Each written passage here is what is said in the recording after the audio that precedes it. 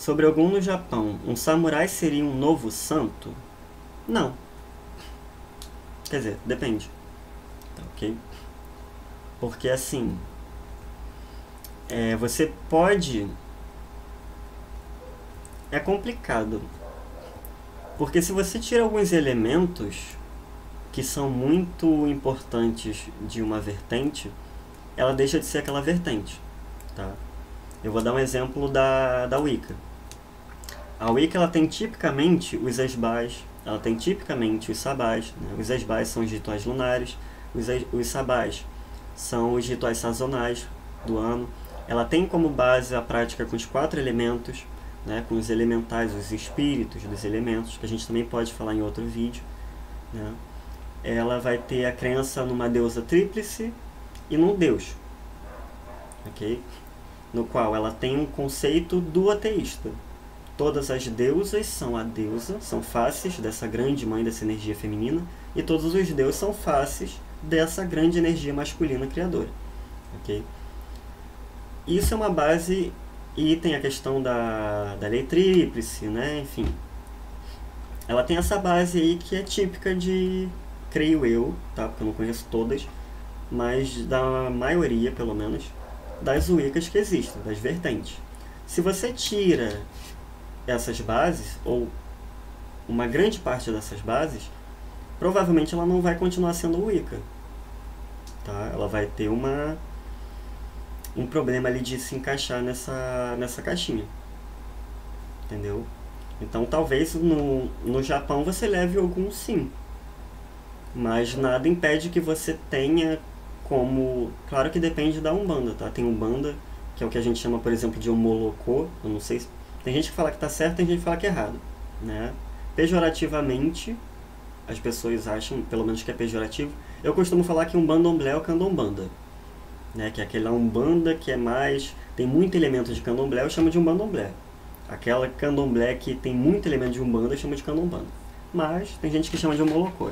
Então, assim... Depende da vertente da Umbanda. Tem Umbanda que ela é muito...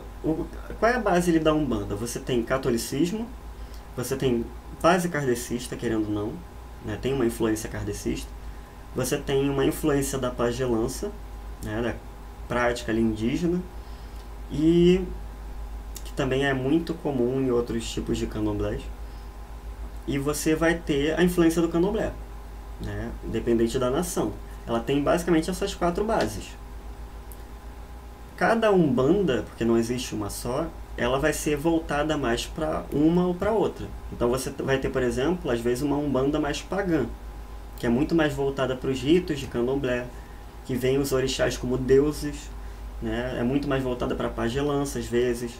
Né? Ela vai lidar muito mais com essa cultura indígena.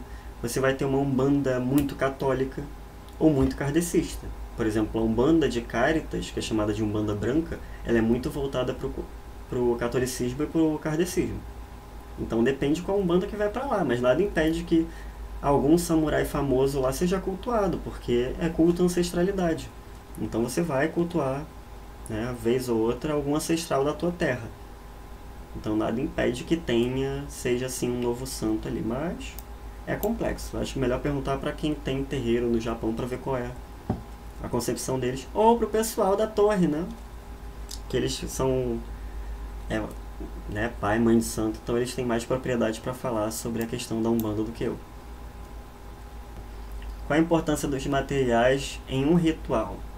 Devo seguir a receita ou posso mudar para ingredientes de fácil acesso? Tá. A importância do material, depende do ritual. Tem muito material...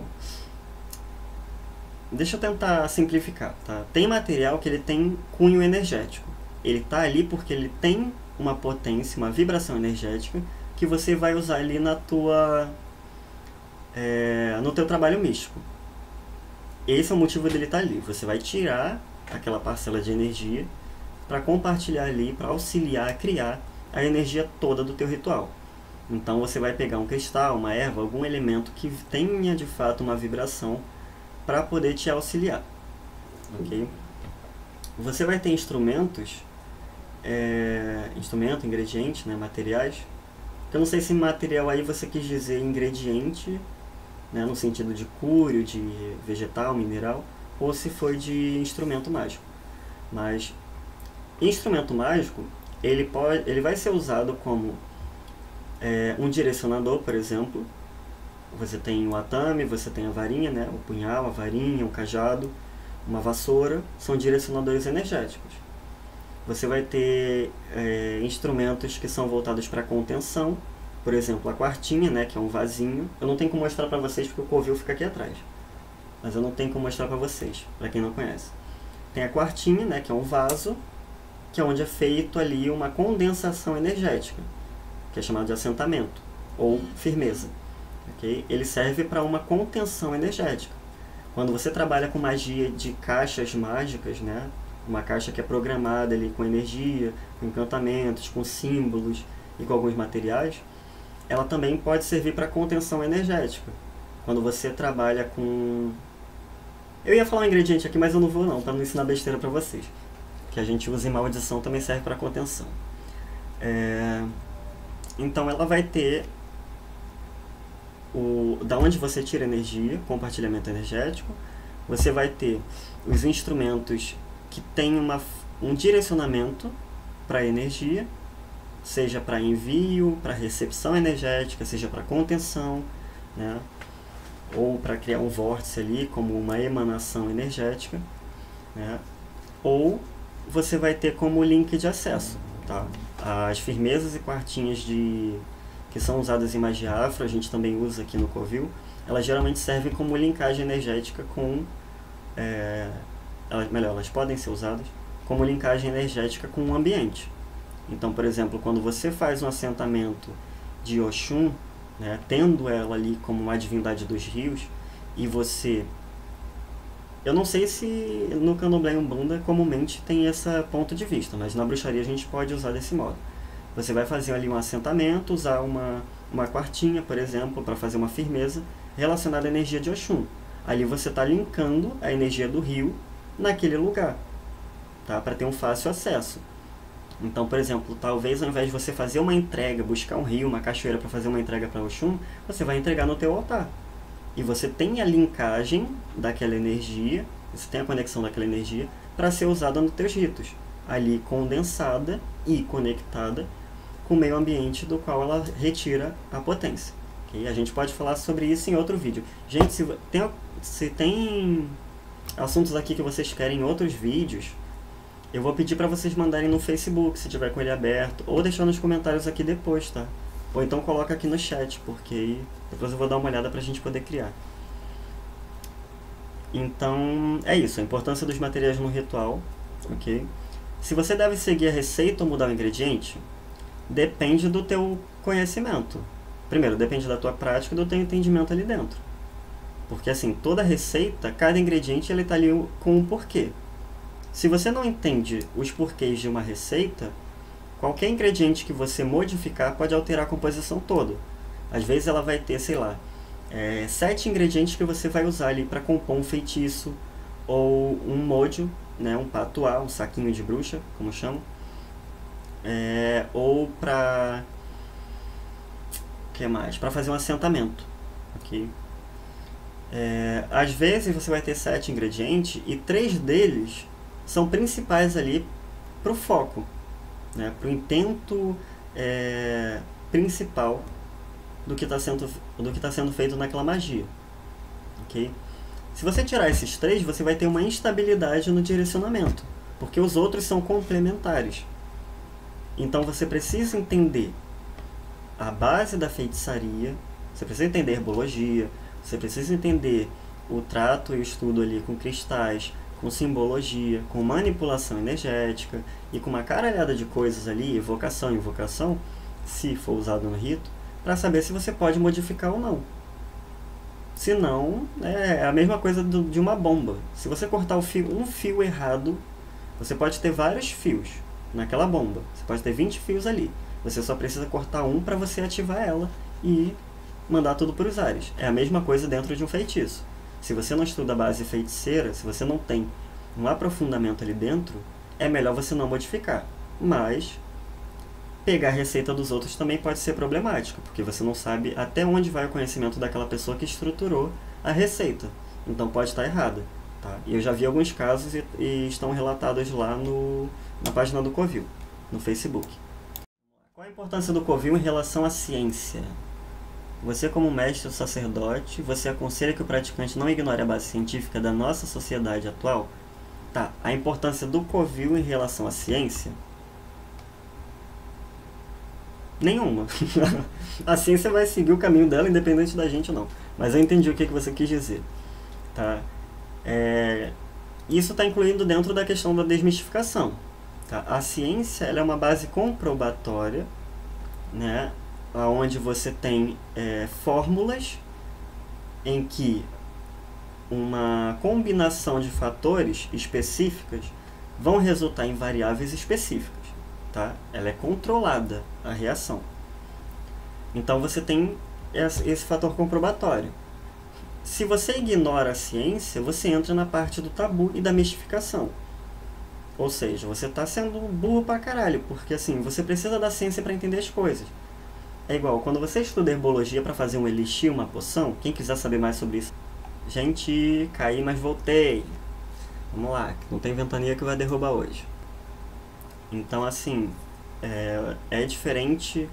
Você precisa analisar todo esse contexto para saber no que a ciência é importante. Ok? Senão você vai falar abobrinha pra caramba, por aí. E... o que mais? Eu acho que toda besteira que... Sabe a embalagem de produto? Que tá escrito não beba? Entendeu? É importante. Senão você vai, por exemplo, acender uma vela, tá? Você vai ver ali na magia de vela que quando a chama cresce ou aumenta, pode ser um indício de um espírito elemental do fogo. Ou então que é uma resposta divinatória. Se você não entender a ciência, você não vai saber que a menor corrente de ar que entra vai influenciar, né, no comportamento da chama ali na vela. E para você vai interpretar um monte ali de sinais divinos e espirituais que não existem só porque você não entende sobre ciência. Você vai achar que qualquer brisa que sopre é o peido de uma fada. E não é. Entendeu? Você vai achar que mariposa que entra na sua casa é sinal de divindade.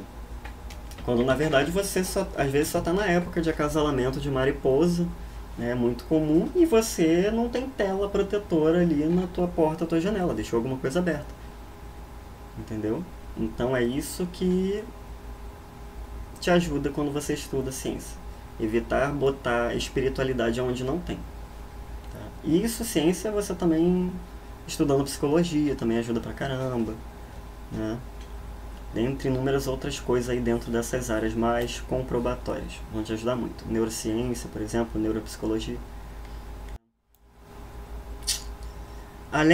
Anselmo perguntou, além da prova teórica, em uma aula sobre magia, é possível uma prova prática? Na verdade, eu acho que é obrigatório. Porque assim, como é que você vai saber se funciona? Praticando. É por isso que eu não gosto... Tá? Eu sei que é efetivo a magia, a prática ritualística à distância, sim. Tá? Por isso que tem oráculo à distância, por isso que eu consigo fazer uma magia para uma pessoa que está, sei lá nos Cafundó do Judas, em outro país. A magia ela consegue atingir. Quando eu uso uma frase que é generalista. Tá? Eu falo que iniciação à distância é uma coisa que eu não gosto. Tá? E provavelmente se eu já fiz alguma, eu vou pedir uma comprovação física. Por quê? Eu vou pedir para ser feito no modo presencial. Por quê? A pessoa pode avaliar talvez uma questão energética que não seja exatamente aquilo. Então, às vezes, eu consigo... Por exemplo, você vai trabalhar... Eu não sei se é o Ho'oponopono, né, que trabalha magia de cura. A Aline sabe, ela tá ali online. A Aline entrou. Beijão pra ela e pro André. Qualquer hora a gente passa em Paquetá. Gente, eu me perdi. Ah, tá. Então você tem um sistema mágico de banimento, ok? E você quer fazer banimentos através daquele sistema, daquela temática, naquele código de conduta. Se você não segue aquele sistema e faz de outro modo, não é aquele sistema, tá? Por exemplo, você vai pegar ali a Goethe, ela tem um sistema e suas variações sistêmicas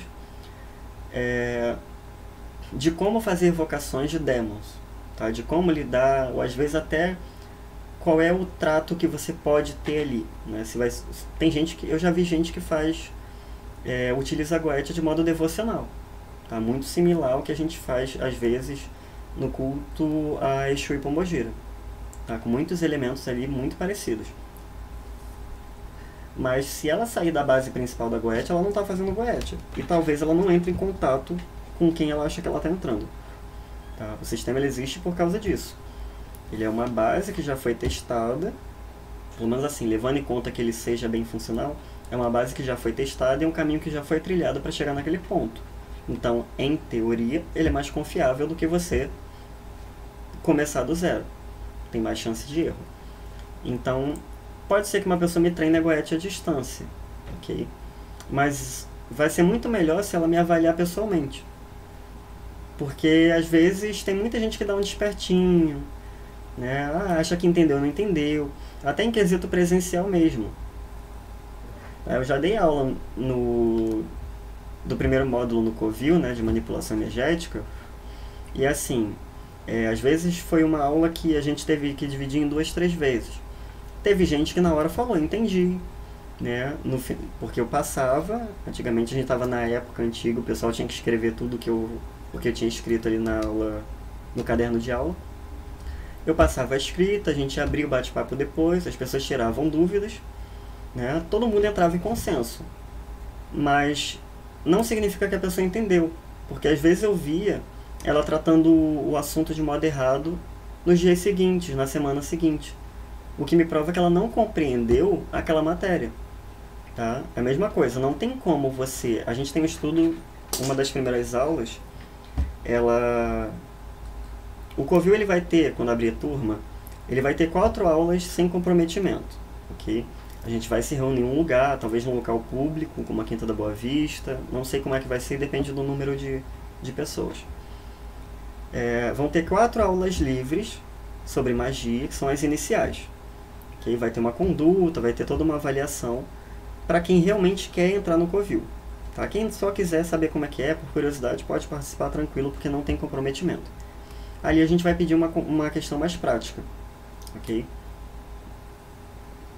E a gente vai precisar avaliar para saber se realmente as pessoas estão entendendo essa situação. Não tem como você pegar ali, por exemplo, eu acho que a segunda aula que a gente vai ter é sobre leis universais, tá? Entendimento de fluxos energéticos no nosso dia a dia e na nossa realidade, ok?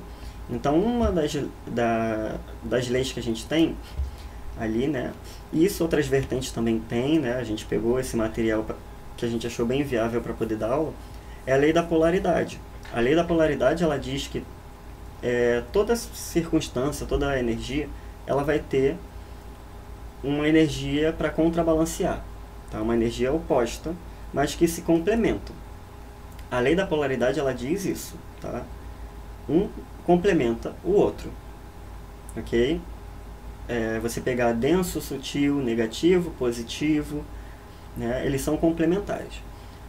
Você tem uma outra lei que ela fala sobre a questão do equilíbrio dinâmico, tá?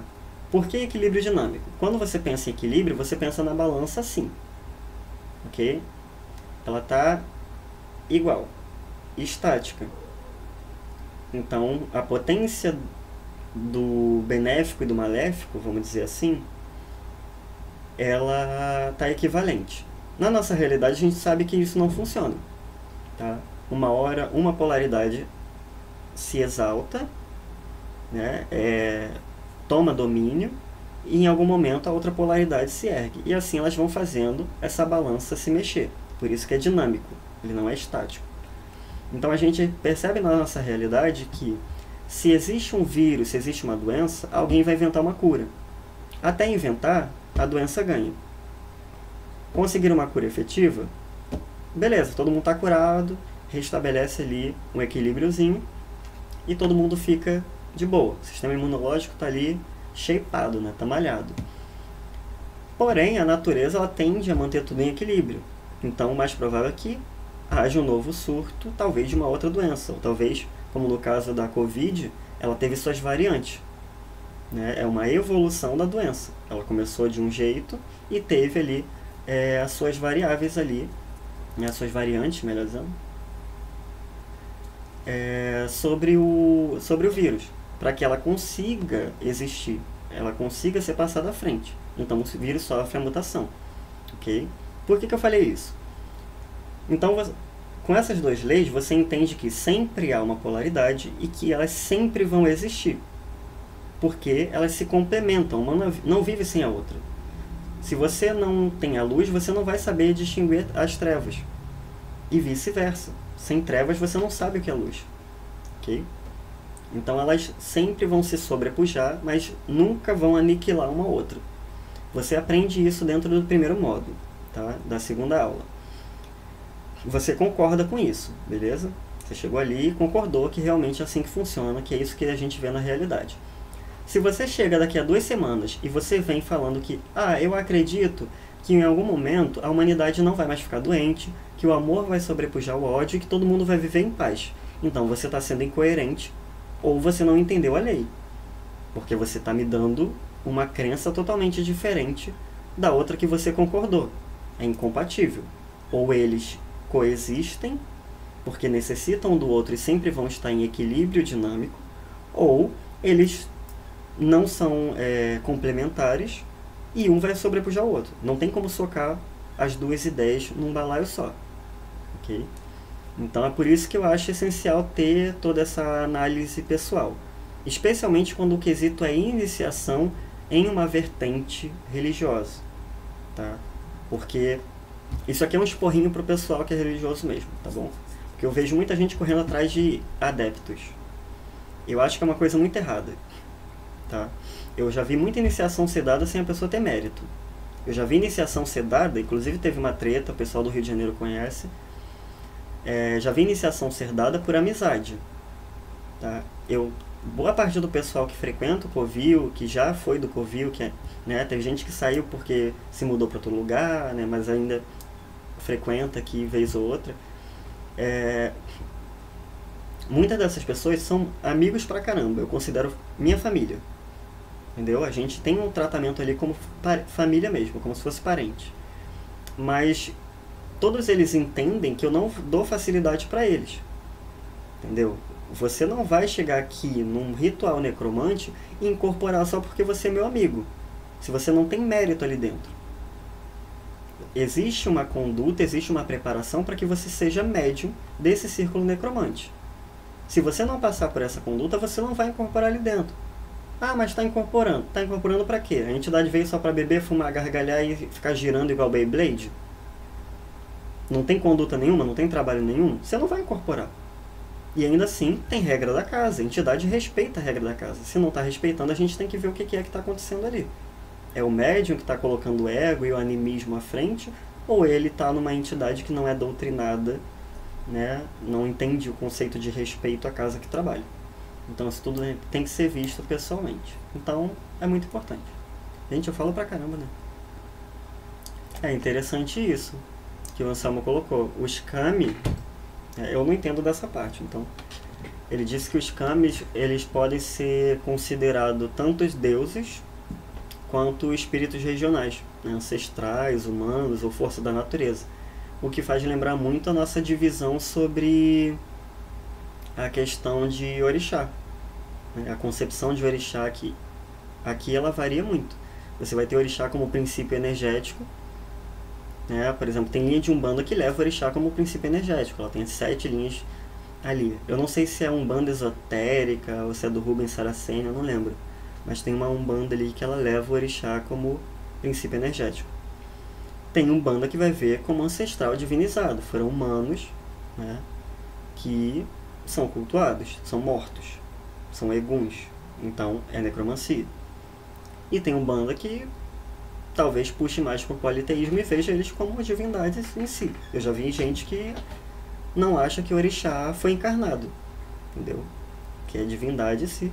E numa outra concepção a gente pode encarar o orixá juntando dois dessas, né? São deuses, né? Já sempre foram deuses, foram humanos, morreram e voltaram a ser deuses.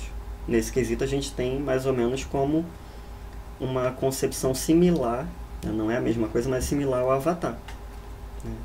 E eu não estou falando do povo navio azul e muito menos da lenda de Enki, é só pesquisar um pouquinho. Ok? E se vocês tiverem alguma indicação ou vocês tiverem... Primeiro, se gostou, curte, compartilha, comenta, ok? Se inscreve no canal, ativa o sininho para continuar recebendo as nossas atualizações, tá? Se vocês quiserem indicar conteúdo para ser abordado aqui, pode botar no comentário quando a live ficar fixa lá no YouTube. Ou então vocês podem falar com a gente lá na página do Covil, a gente responde o mais rápido possível, não costuma demorar muito, né? Lá no nosso chat. Deem uma olhada no nosso texto lá no Covil também, se quiserem abordar aqueles textos aqui, ampliar mais aqueles assuntos, a gente pode colocar aqui para todo mundo, né? E se você não gostou, dá dislike também, tanto faz. É importante saber a opinião das pessoas, tá? Se você achou que alguma coisa não ficou legal, comenta também, pra gente poder deixar aqui como um canal também de ouvidoria, para poder estar sempre melhorando o conteúdo para vocês, né? E como iniciantes, se alguma coisa ficou confusa, ficou meio atrapalhada, desculpa todo mundo, mas é o que tem para hoje. E a gente vai melhorando conforme o tempo, né? Eu sou o jovem místico na plataforma de YouTube, porque eu não entendo nada. Então tô aprendendo como é que faz. Um beijão para todo mundo, beijunda!